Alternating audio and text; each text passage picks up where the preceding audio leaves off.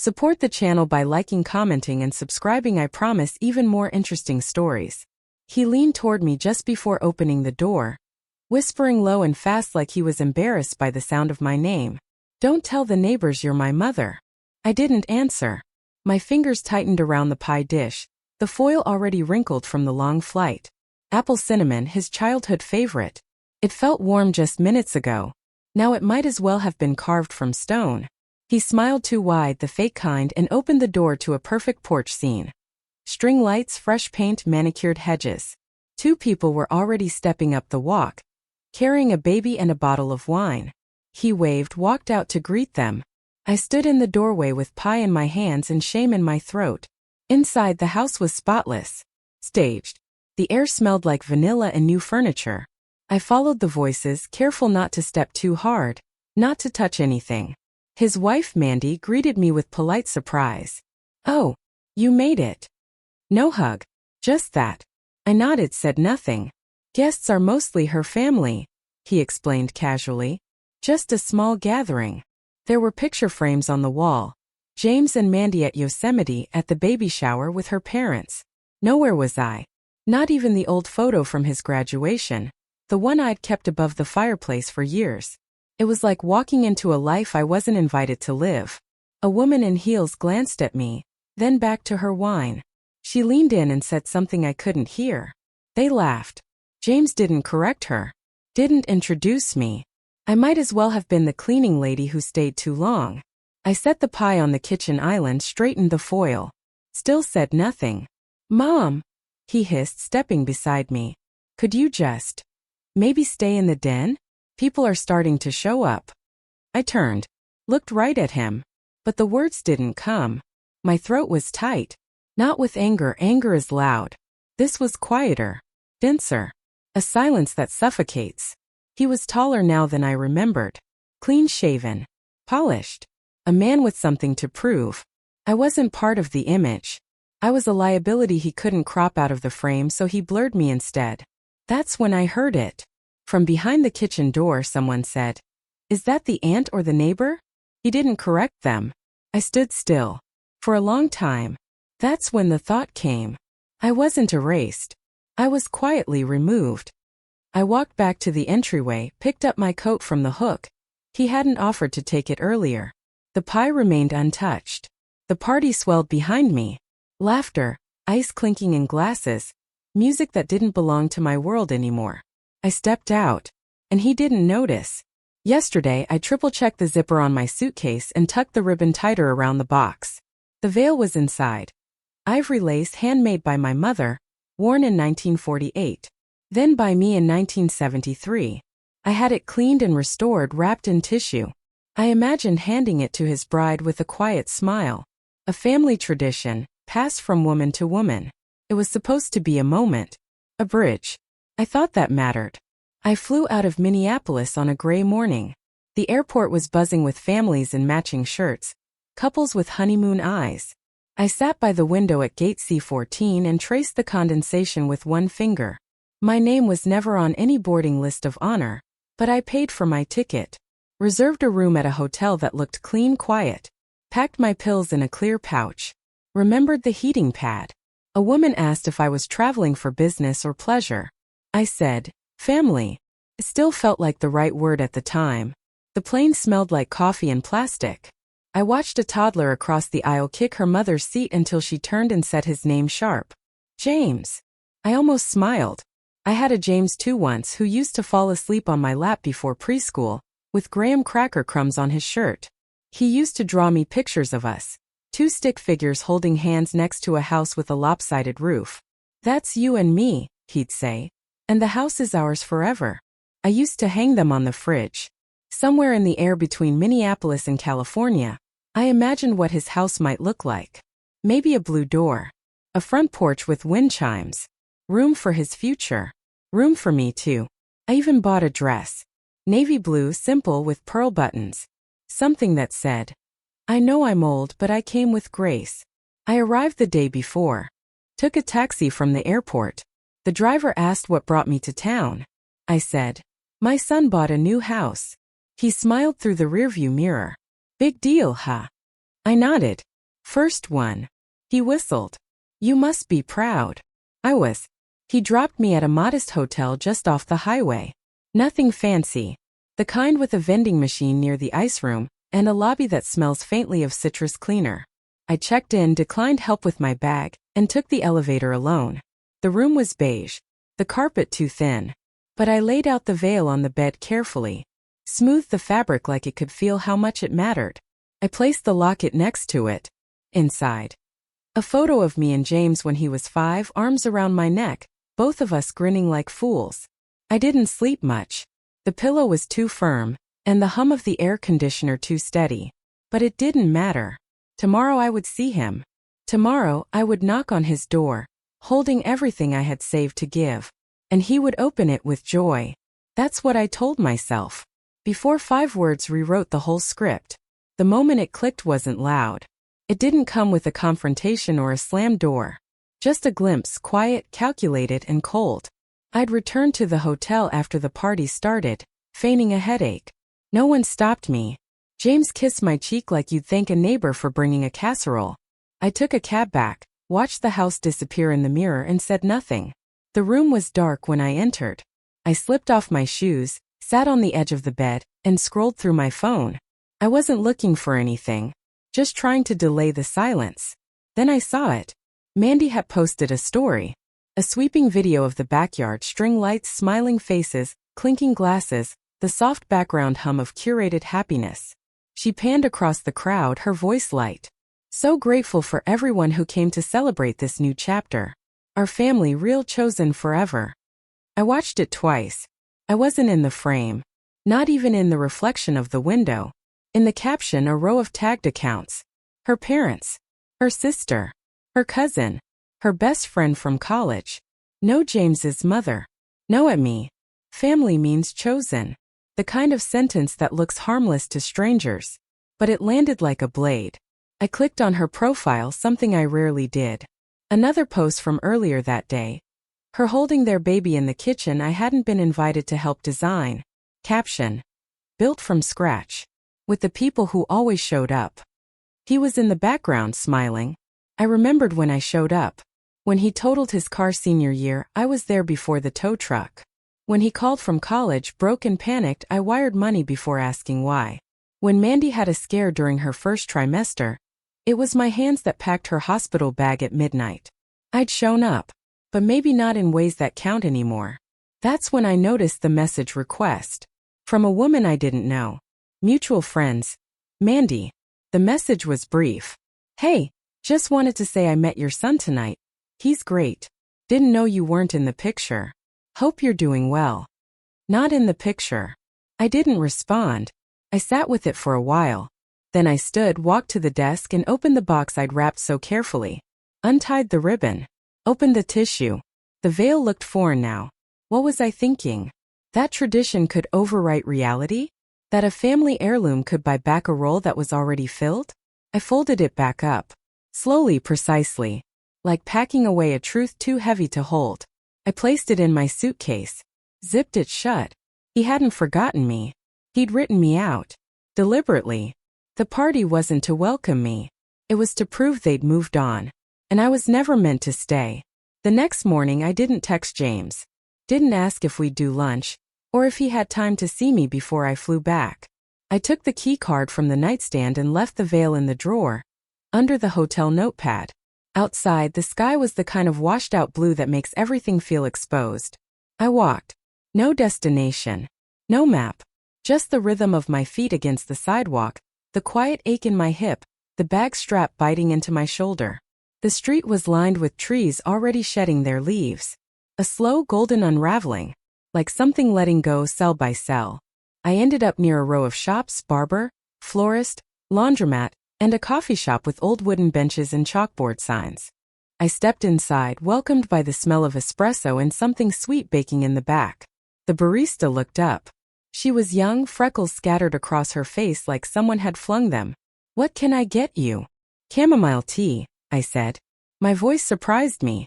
It sounded smaller than I remembered. She smiled, tapped on the register. "Rough morning." I hesitated, then said, "Just not what I expected." She nodded slowly. You look like someone who came a long way for something that wasn't there. I didn't answer. She handed me a chipped porcelain cup and said, You're not from here. You've got that look. What look? She shrugged. Like you left something behind, but you're not sure if it's worth going back for. I carried the cup to a window seat, sat down and wrapped both hands around the warmth. Outside, a boy zipped past on a scooter laughing. A mother followed behind, not fast enough to catch him. I watched them until they disappeared. The tea burned a little. I welcomed the sting. I pulled my phone out, looked at the screen. No messages. Not from James. Not from Mandy. Not even a stray "Did you make it home okay?" I set it face down on the table. At the counter, the barista was restocking sugar packets. She glanced over. You know, she said casually, some people never say goodbye. They just stop showing up. I nodded once. That's what he's done. She tilted her head. So what are you gonna do? I sipped the tea again, slower this time. I'm going to stop knocking on a door that opens for everyone but me. I didn't leave. I just stopped returning. When I stood to go, she handed me a small paper bag. Muffin. On the house. I thanked her and she smiled gently. Hope you find whatever you came here looking for. I stepped outside. The air had cooled. My breath caught like fog on glass. And I walked again. Not toward him. Not toward answers. Just away. I returned to the hotel with the paper bag in hand and tea still faintly warming my chest. The afternoon sun had shifted, throwing long shadows across the hallway. My room smelled faintly of the lavender sachet I'd packed between sweaters. Something from home that hadn't helped. I sat on the edge of the bed and opened my email, not really thinking, just scanning for noise. But one subject line stopped me. Account settings change notification. It was from my bank. I clicked. Inside, a routine message. Your account beneficiaries have been updated. I stared confused. I hadn't touched that in years. I opened the link, logged in with trembling fingers. The screen loaded slow, as if it knew what I was about to see. My son was no longer listed.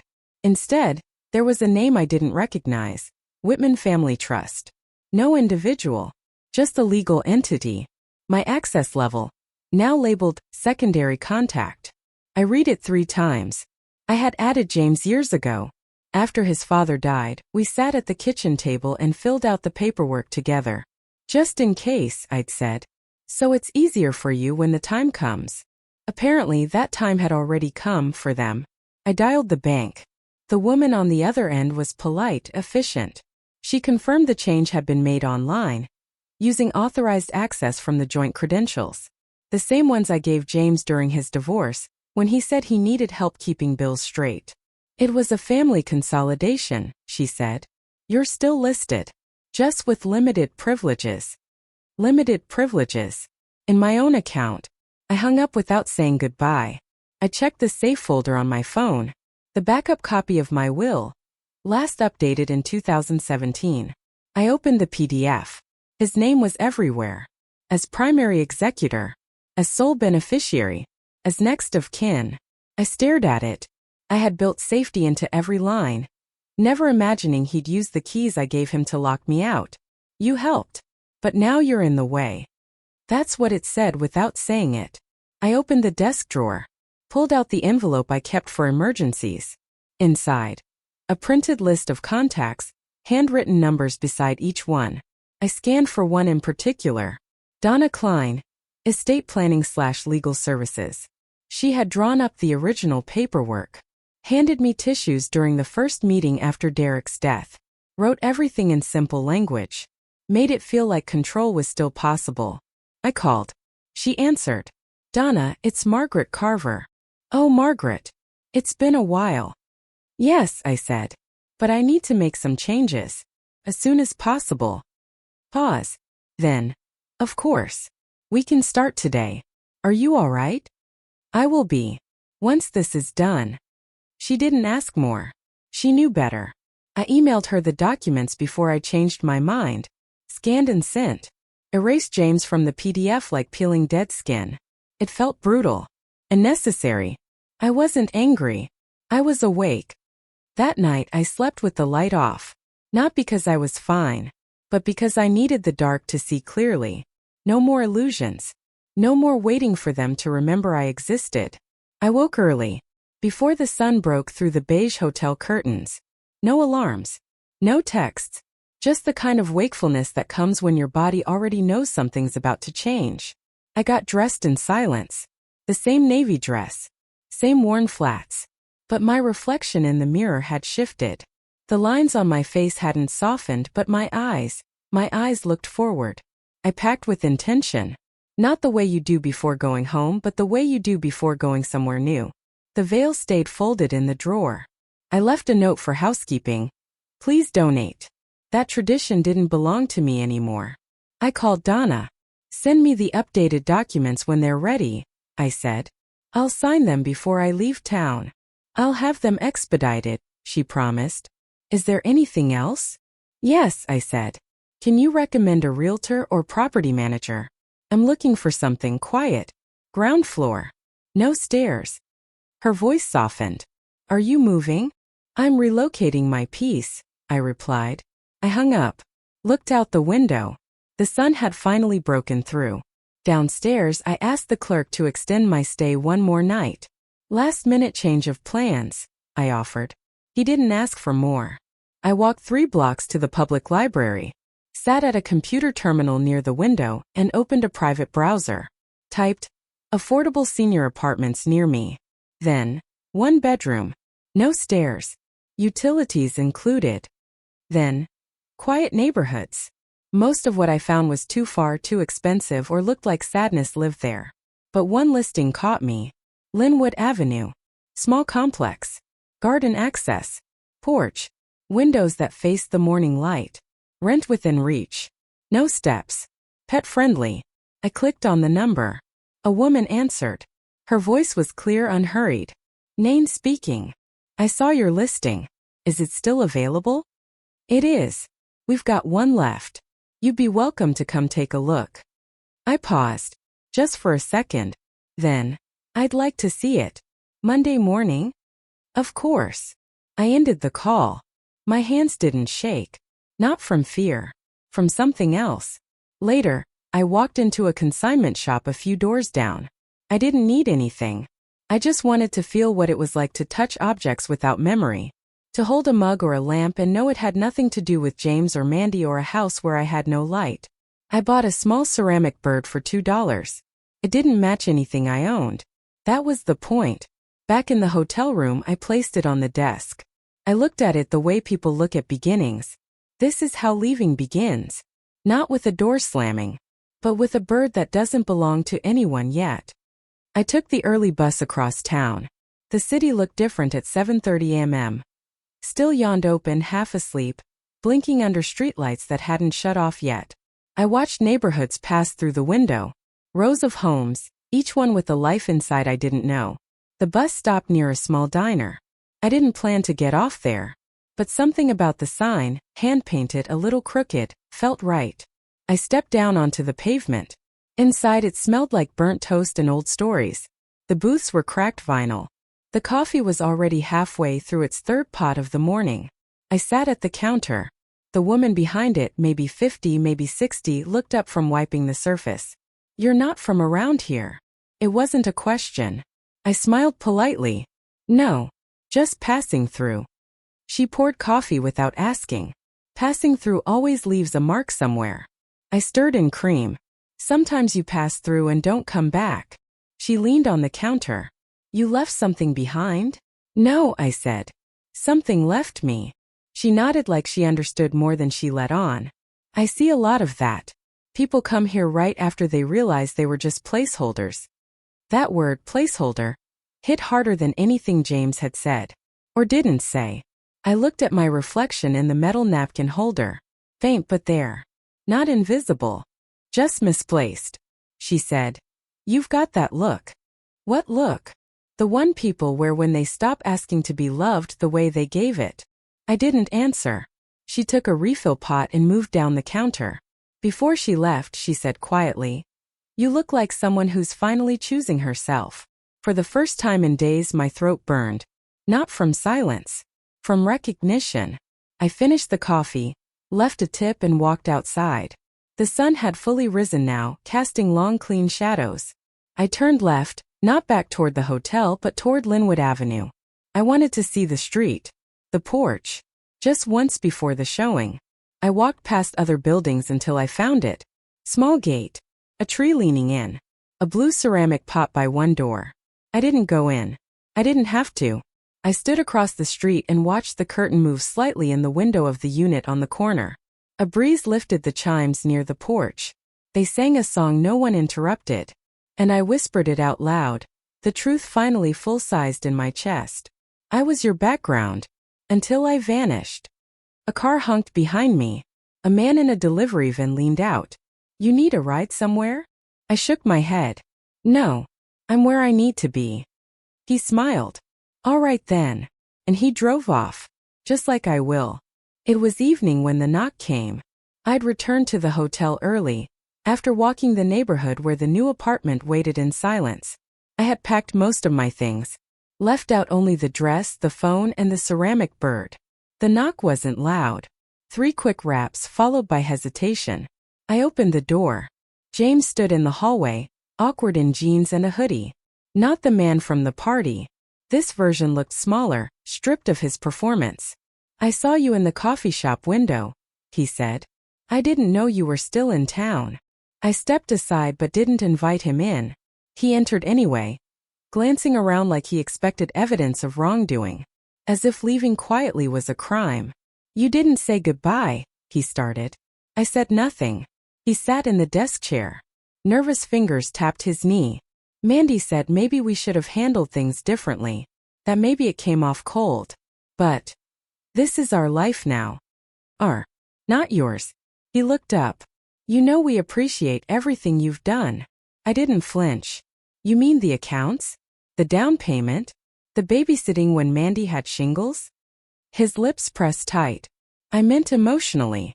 I walked to the window, pulled the curtain back slightly, watched headlights roll past in the parking lot. You made it clear I'm not part of your life, I said finally. He stood. It's complicated, Mom. No, I said. It's edited. He sighed. This new phase. It's about boundaries. Then let me give you one. I turned to face him. This is how silence sounds when it comes from someone who always showed up. He blinked. Like the line cut deeper than he expected. I never meant to hurt you. I know. That's what makes it worse. He reached for something on the desk, the small ceramic bird. New? He asked. Yes. It doesn't really look like you. It's not supposed to. He placed it down carefully. So what now? You disappear? I smiled. Not cruel. Just tired. You don't lose a mother like a wallet. You erase her. But I'm the one who finally left. He stepped back toward the door. If you go, we can't undo it. That's the point. We stood there. The space between us was a canyon. Will you at least come say goodbye to the baby? I shook my head. She won't remember I came. But she'll grow up knowing silence from the start. He left. He didn't slam the door. And I didn't follow. The next morning I checked out just after 7. The woman at the desk asked if I enjoyed my stay. I gave her a smile so small it barely counted as one. It served its purpose, I said. I left no forwarding address. Outside the air was cool and clean, the kind that makes you believe something is starting even if you don't know what.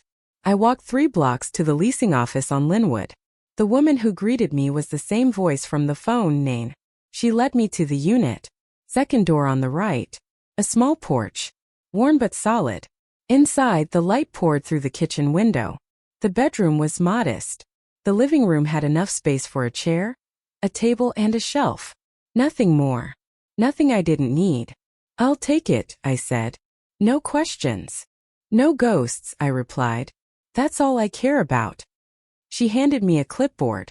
We can backdate the lease to the 1st if it helps with logistics. I nodded. I'd appreciate that.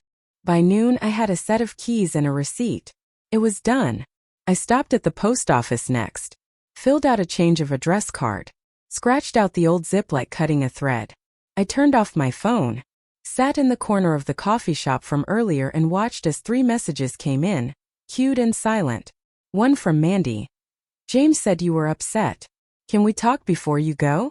One from the bank. Per your request, your access controls have been updated. One from James. Mom, please, call me. I deleted them. I didn't vanish. I unlisted myself. Outside I called Donna. Did everything go through? Yes. Your estate has been legally updated.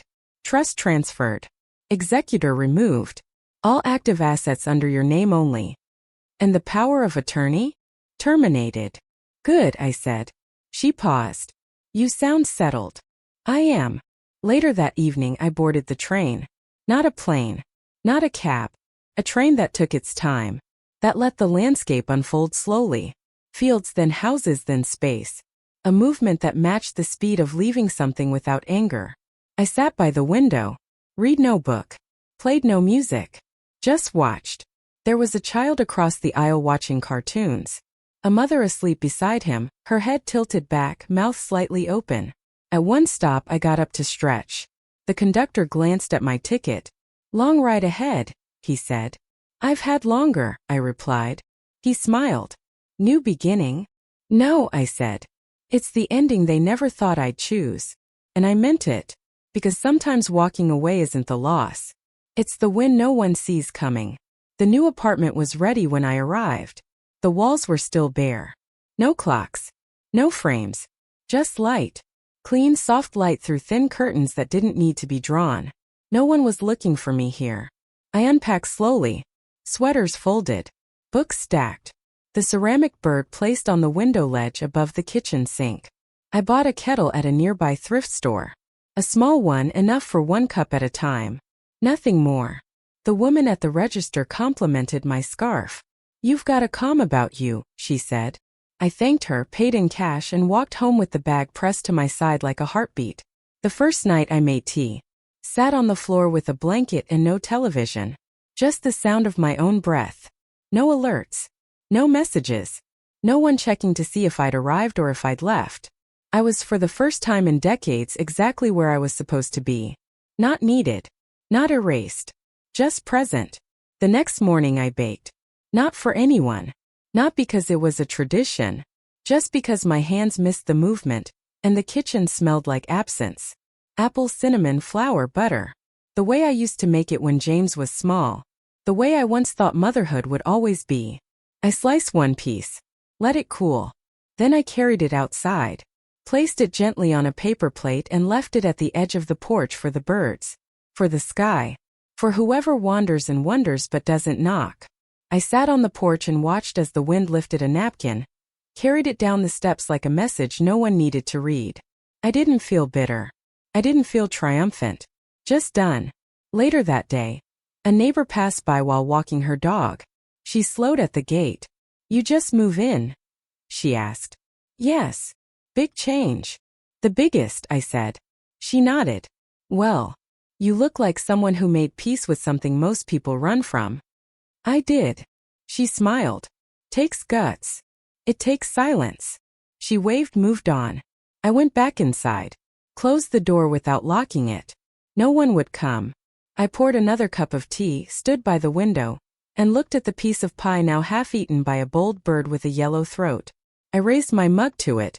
It stayed for a moment, then flew off. That's when I finally exhaled. Not like someone grieving. Like someone who had carried too much breath for too long. I whispered it only to the empty room. Sometimes love is just the end of explaining. And that was enough. What would you have done in my place? If the story hit you, leave a like. And don't forget to subscribe. It only gets stronger from here.